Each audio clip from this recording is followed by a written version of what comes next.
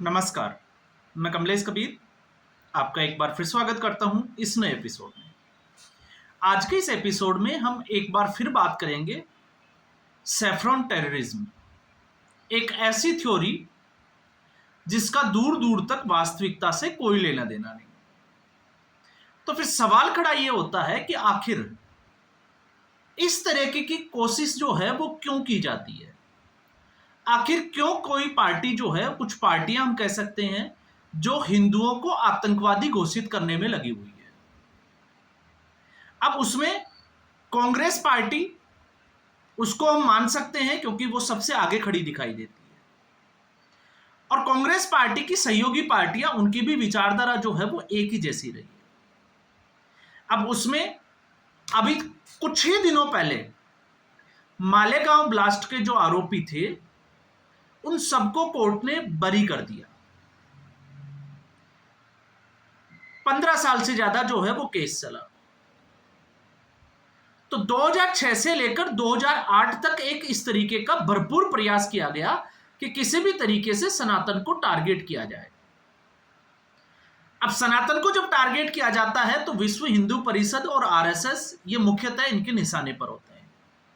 तो 2006 से 2008 तक आपको पता है अलग अलग मामलों में अलग अलग जो है वो ब्लास्ट हुए, आतंकवादी घटनाएं हुई, फिर चाहे वो समझौता एक्सप्रेस हो, मालेगांव ब्लास्ट हो, या फिर कोई और कोई घटना हो।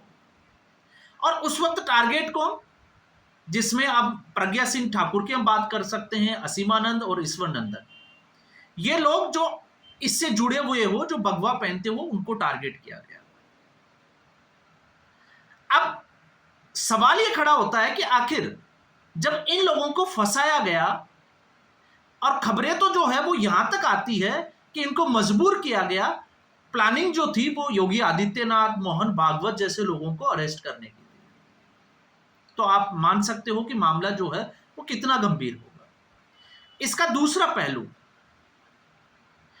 दूसरा पहलू यह है कि उसी वक्त, इसी दौरान एक और कोशिश की गई जिसमें अजमल कसाब को कलावा बांधा गया, उसकी हिंदू आइडेंटिटी तैयार की गई। अब आप सोचकर देखिए कि अगर कसाब उस वक्त जिंदा नहीं मिलता तो जो ये आतंकवाद की जो नई थ्योरी जो तैयार की गई थी उसको कितनी प्रबलता मिलती, और उसके बाद में आरएसएस के और विश्व हिंदू परिषद के कितने नेताओं को जेल में ठूस दिया जाता। आप खुद जो है वो आप इसकी कल्पना करके देख सकते हो। तो इसके साथ में जब हम कसाब की बात करते हैं तो कसाब जिंदा पकड़ा गया, इसलिए उसकी आइडेंटिटी साफ हुई कि वो पाकिस्तान समर्थित आतंकवादी है। अब इसके साथ में एक और, ये उसी वक्त की बात है जब 2006 में यूपीए 2 की सरकार ने सुप्रीम कोर्ट में एक हलफनामा भी दिया था कि राम जो है वो काल्पनिक है, उनका वास्तविकता से कोई लेना देना नहीं है, तो इसलिए राम सेतु को तोड़ दिया जाए। और उस वक्त जो है वो जहाजरानी मंत्री थे टीआर बालू। टीआर बालू किस पार्टी से थे ये आपको पता ही होगा, डीएमके से। और डीएमके जो है वो यूपीए 2 में उस वक्त जो है वो सहयोगी पार्टी थी। और यूपीए 2 की नहीं, हम बात करें कांग्रेस की समर्थित पार्टियों की, सहयोग पार्टियों की, तो फिर उसमें जो है वो सीपीआईएम, उसका नाम भी जो है वो बड़े जोर शोर से लिया जाता है। और अभी आपको पता ही होगा सीताराम येचुरी जो अभी जो है वो इस दुनिया में नहीं रहे, लेकिन जयराम रमेश जैसे लोग जो कांग्रेस पार्टी के साथ जुड़े हुए हैं, वो वामपंथी विचारधारा के चलते फिरते, जिसको हम कहें कि एक कम्युनिस्ट पार्टी है। और यही एक वजह थी जिसमें हमने पहले भी वीडियो में बात की थी कि कन्हैया लाल टुकड़े टुकड़े गैंग वाले जो व्यक्ति है वो लेफ्ट के साथ चले जाते हैं, सीपीआई के साथ में, सीपीआईएम। और फिर कन्हैया लाल को जो है वो, कन्हैया कुमार को चुनाव लड़ाया जाता है बेगूसराय से, और बेगूसराय से जो चुनाव जो है वो लड़ते हैं गिरिराज सिंह। बड़े बुरे तरीके से जो है वो कन्हैया कुमार को चुनाव में हार मिलती है, लेकिन इसके बाद जयराम रमेश जो है वो कन्हैया कुमार को ले जाते हैं कांग्रेस पार्टी में। तो थ्योरी जो है वो अब आपको जो है वो समझ में आ रही होगी। लेकिन मालेगांव, अभी इस वक्त जो है वो 3 प्रमुख घटनाओं का मैं जिक्र कर रहा हूं। एक मुंबई ब्लास्ट की घटना, जिसमें ट्रायल कोर्ट ने आरोपियों को फांसी की सजा दी, दोष सिद्ध करार दिया, लेकिन उसके बाद बॉम्बे हाई कोर्ट ने उनको बरी कर दिया और अब सुप्रीम कोर्ट ने उसके ऊपर रोक लगा दी। अब यहां पर अगर आप इसको मालेगांव मामले के साथ में जोड़कर देख रहे हैं तो मालेगांव मामले में जो है वो आरोप सिद्ध ही नहीं हुए, वो ऑलरेडी जो है वो ट्रायल कोर्ट ने मकोका उनके ऊपर लगा हुआ था और उनको सजा दे दी गई थी। तो इसलिए ये दोनों मामले अलग अलग हैं। लेकिन राजनीतिक दलों की जो प्रतिक्रिया है वो अपने फायदे के अनुरूप जो है वो तैयार कर ली जाती है। अब इसी बीच एक और घटना का मैं जिक्र करता हूं कि आखिर जो है वो आरएसएस और वीएचपी क्यों निशाने पर है और उसका जीता जागता उदाहरण कौन सा है। तो जीता जागता उदाहरण है सदानंदन मस्ते। राज्यसभा में 2025 में अभी जो है वो सांसद बनाए गए हैं भारतीय जनता पार्टी की तरफ से। और आपको ये पता होगा जब इनको मनोनीत किया गया इन सांसदों को तो इनके जो है वो दोनों पैर नहीं है। तो क्या कभी हमने जानने की कोशिश की कि सदानंद मस्ते के दोनों पैर जो है वो क्यों नहीं है, आखिर वो व्हीलचेयर पे क्यों है।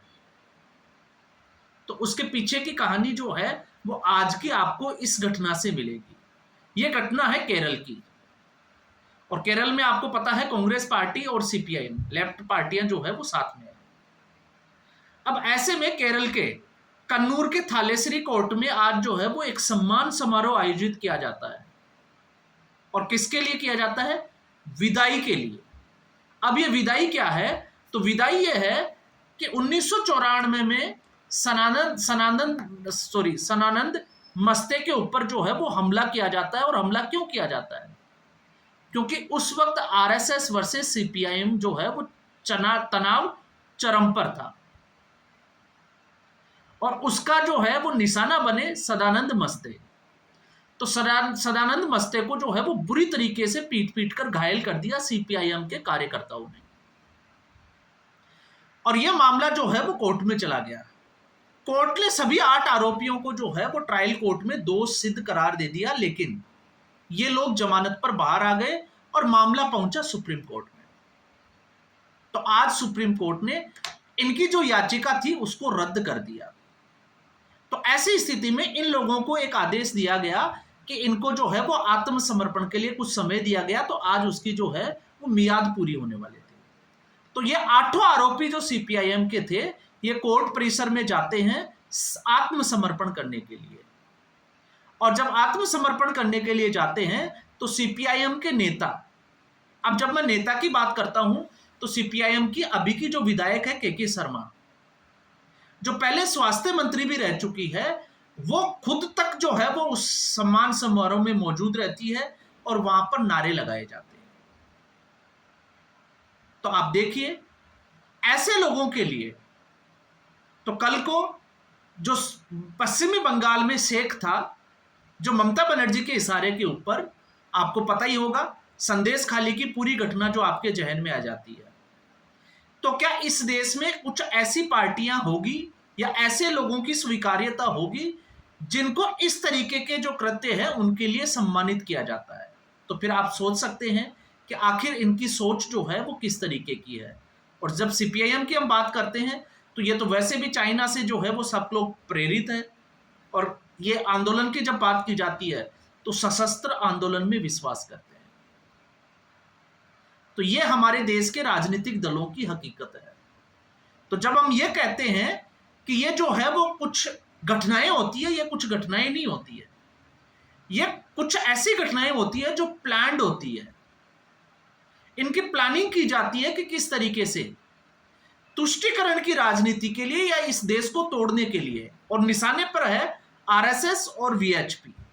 और आरएसएस की पृष्ठभूमि में जब हम जाते हैं तो आरएसएस जो है वो राष्ट्रवाद को प्रेरित करता है, इसलिए इनको जो है वो सबसे ज्यादा प्रॉब्लम है। और आज आपके एक नहीं 2 घटनाएं, क्योंकि एक घटना का हम पहले ही जिक्र कर चुके हैं, जिस तरीके से राहुल गांधी को सुप्रीम कोर्ट से आज फटकार पड़ी।